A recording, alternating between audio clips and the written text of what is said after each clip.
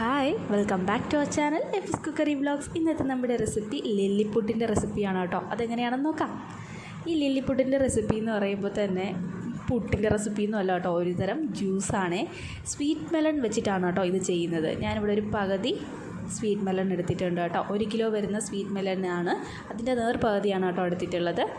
അതിൻ്റെ കുരുവെല്ലാം നമ്മളിതുപോലെ ഒരു സ്പൂണ് വെച്ച് കോരി മാറ്റണം. അതിന് ശേഷമാണ് ഇതിൻ്റെ ഫ്ലഷ് ഈ സ്പൂൺ കൊണ്ട് തന്നെയാണ് നമ്മൾ വേറൊരു പാത്രത്തിലോട്ട് മാറ്റുന്നത്. ഇതൊരു മൈൽഡ് ഫ്ലേവറായിട്ടുള്ളൊരു ഫ്രൂട്ടാണ്. അപ്പോൾ ഇത് വെച്ചിട്ട് നല്ല അടിപൊളിയായിട്ടുള്ളൊരു ജ്യൂസാണ് കേട്ടോ. അപ്പോൾ ഞാനിതിവിടെ മുഴുവനായിട്ട് എടുത്ത് വെച്ചിട്ടുണ്ട്. ഇനി ഞാനൊരു മിക്സിയുടെ ജാർ എടുക്കുവാണേ.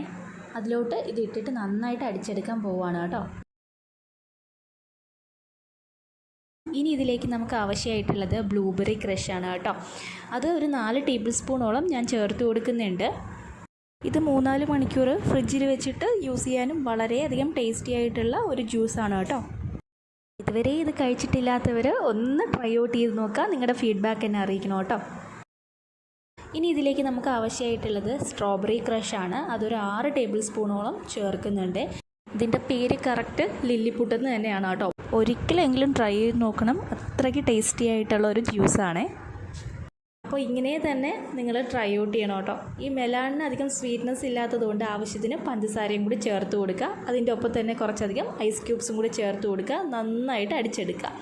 ഒട്ടും തന്നെ ലംസ് ഉണ്ടാവാൻ പാടില്ല കേട്ടോ. ഇപ്പോൾ നന്നായിട്ട് ഞാൻ അടിച്ചെടുത്ത് വന്നിട്ടുണ്ട്. ഇനി ഒരു സർവിങ് ഗ്ലാസ് എടുത്തിട്ട് നമുക്ക് അതിനകത്തോട്ട് സെർവ് ചെയ്യാവുന്നതാണ്. ഇനി ഇവിടെ ഒരു സർവിങ് ഗ്ലാസ് എടുത്ത് വെച്ചിട്ടുണ്ട്. അതിലേക്ക് ഒഴിച്ചു കൊടുക്കുവാണ് കേട്ടോ.